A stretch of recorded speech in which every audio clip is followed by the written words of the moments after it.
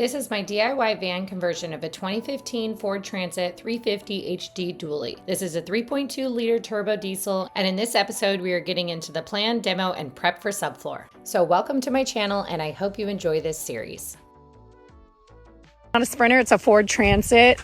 I mean, I'm not going to give you like some specs on it, but it's diesel and really big. There it is, Ford Transit. And this is the back. What's cool is they had already removed all of the seats, except for two, which we have two boys, so that works out.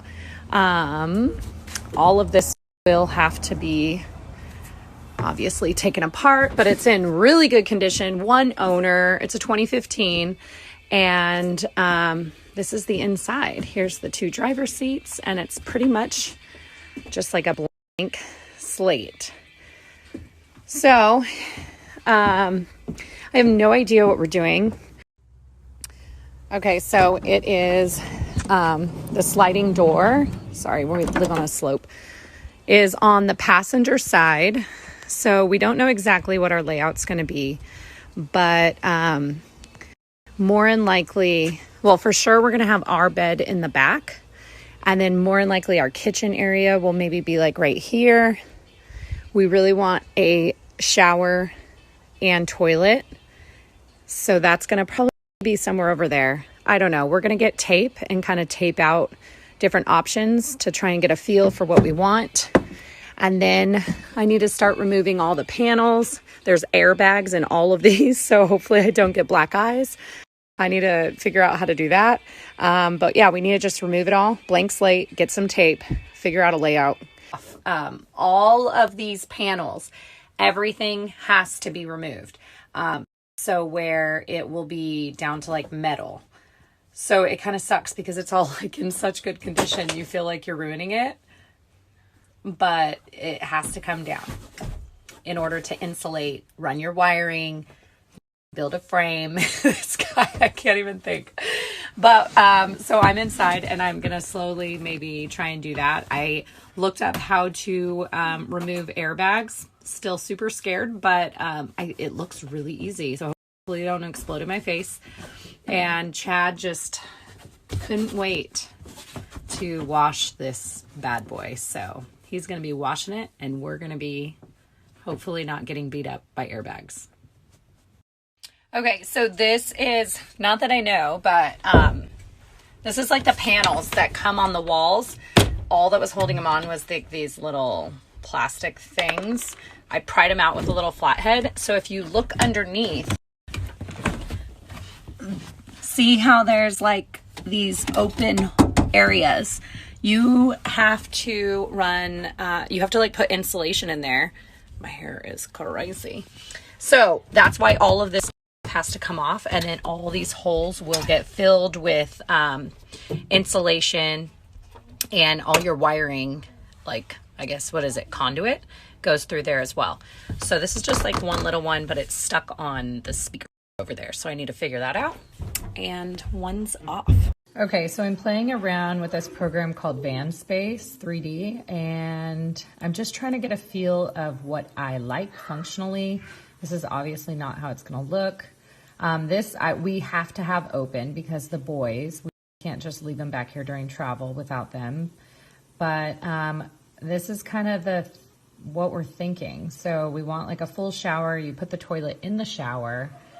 And then to keep all the plumbing together, we'll have the sink right next to the shower. So that will be all our water source. And then a little two-stove burner. We're going to use propane. And then our bed will be in the back, and we want a stationary one. We don't want to have to like make it and then unmake it and then make it and then unmake it. And we're going to have all this area down here as our, like our water tank, our electrical system, like batteries, inverters, all that good stuff will be housed in here. And then hopefully we'll have like at least like this narrow space in between. That will allow us to access it or like have storage for like our luggage or whatever. This, I want to be able to have the option of pulling a table out. So this will basically be it'll be like a cutting board. It'll like fold away under our bed and then be pulled out. And then the other issue is we have 2 boys that need to sleep somewhere and we don't enjoy sleeping with them. So one option is to have the bench, a big bench for like, you know, whatever, they can sit there. We can use it as seating, and then a lot of, you've seen it like where there's slats and you basically pull this out and it, or like a trundle bed kind of. And so that would give 2 spots for them to sleep. Fridge would be stored under the stove as well. So that's one option. This is the door opening right here. I have a couple other, so I'll figure that out. So right now we are trying to locate the battery, which apparently is that in there, because I want to take these down. So the airbags are in there, and apparently from the video we found on YouTube, you dismantle the battery and then there's like a little clip or something that deactivates these. Hopefully that's correct. I'm going to try and take this down from those right now so we can visualize them and not hurt ourselves. So let's do.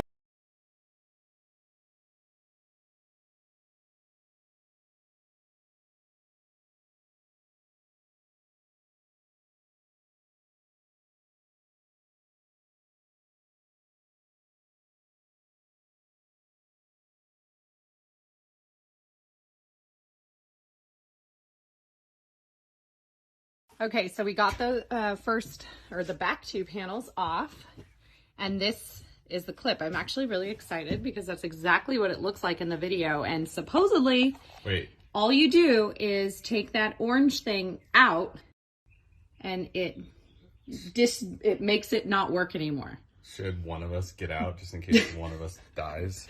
Or there'll be one of us left to take care of the kids? I'll go over there and watch you. So now we're going to just take some pliers and pull that out. Chad's going to pull out the first orange thing, and I'm laying on the ground in case they all go off. I can't believe how close you are.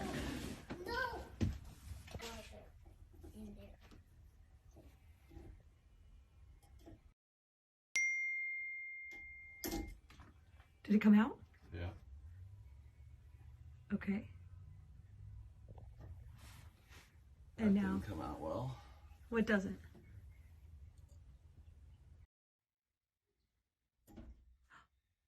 You did it. And you didn't explode. Put the orange thing back in. So as far as we know, the power to this one is disconnected. So all you do is you take that orange thing out, then pop the yellow thing off, and then replace the orange thing. I'll tag the people here who we learned this from YouTube.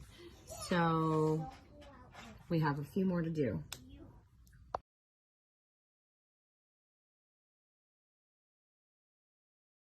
Okay, so we got the whole piece off. So the start of the airbags goes down there, and then they go all the way down on both sides after you disconnect the orange pop out thing and then pull it off. You do what Chad's doing and take all of the bolts off.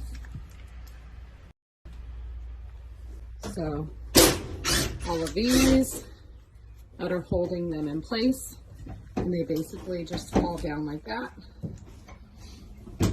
And those are like little bombs, potentially. But that's what you do. They come down, and I'm not exactly sure how we're going to dispose of them. I got a couple ideas.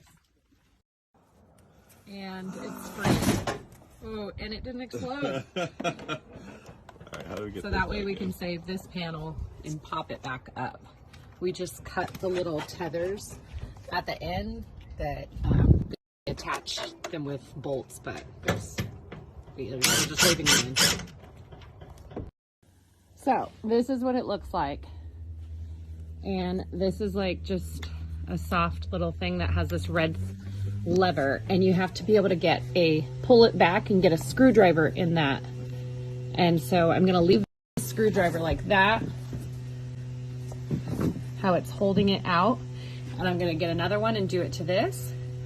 And then supposedly there's like little tassel things like that I pull up and they just come right out. Highly doubt it's gonna be that easy, but that's what it says.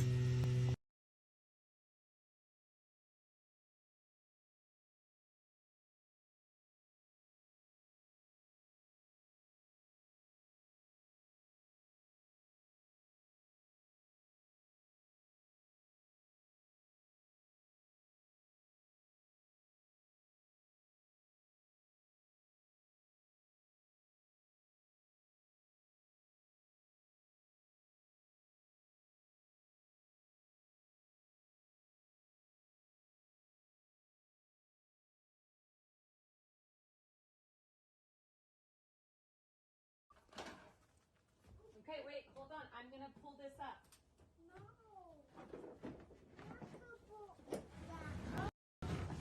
I am. Rex? Yes. Yes, I am. Watch out. Oh. You gotta go over on the middle. Careful, don't run, don't run.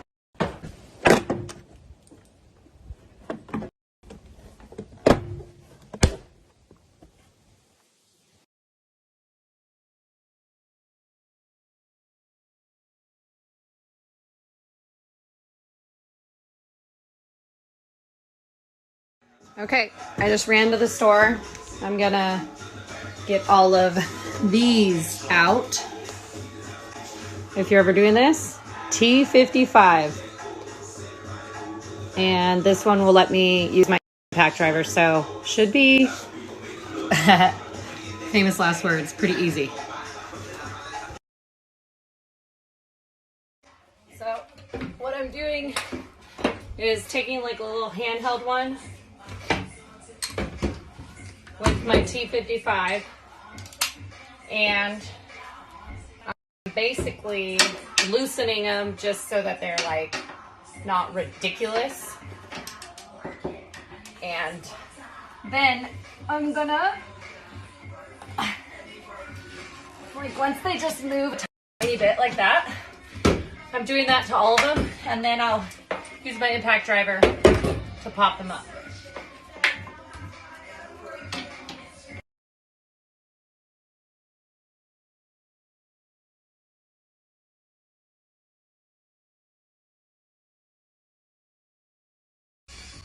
Because I'm just so damn buff.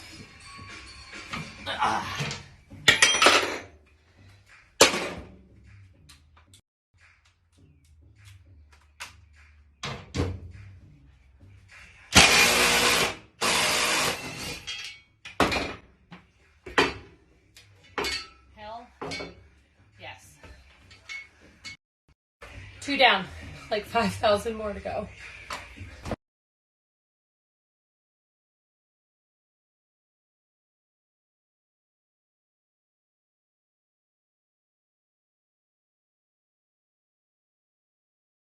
Look at this. We are completely empty. Everything is down to metal. And we just need to figure out, I'm pretty sure we're gonna cut these right here to remove that. And then I can't figure out how to take this panel off without destroying the mechanisms on it. So I need to figure that out, but everything is good to go. Flooring is completely bare. So I think the next step is to really clean this really good and locate if there's any rust spots. And if there are, to treat them. And then we have like a million holes. That's the ground down there that we need to fill in before I can start doing my subfloor.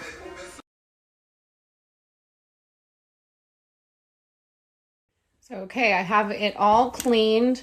So now what I'm just gonna do is I bought just like a metal primer that helps prevent rust, for rust protection.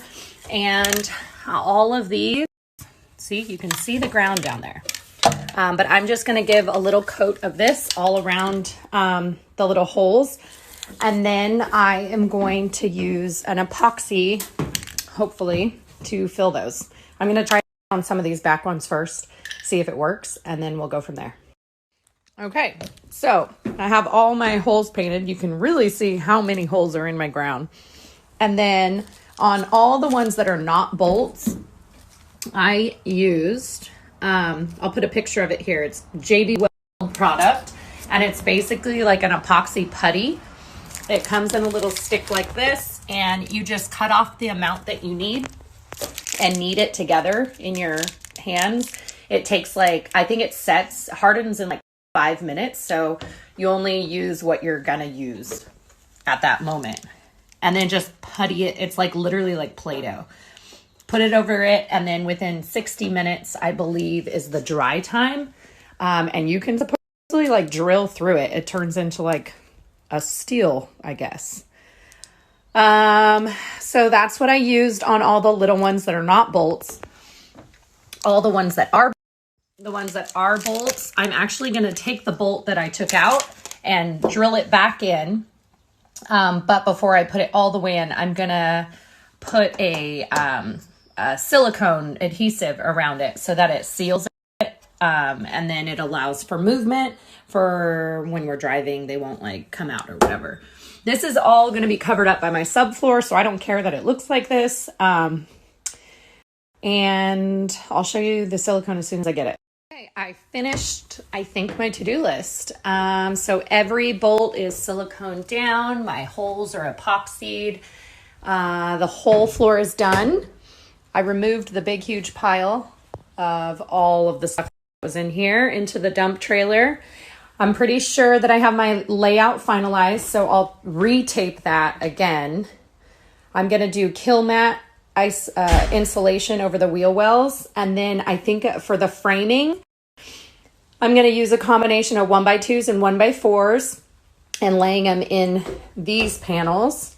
And then I will lay cross ones this way. And then I'll use R5 insulation in the spaces in between. It's kind of hard to explain right now if you've never seen a van conversion, but it's very commonly done. And then the plywood goes on top of that. So that'll be my next step, but prep is all done. That's it for this episode, and be sure to tune in next week for all of the subfloor going in and the start of insulation and framing. See you then.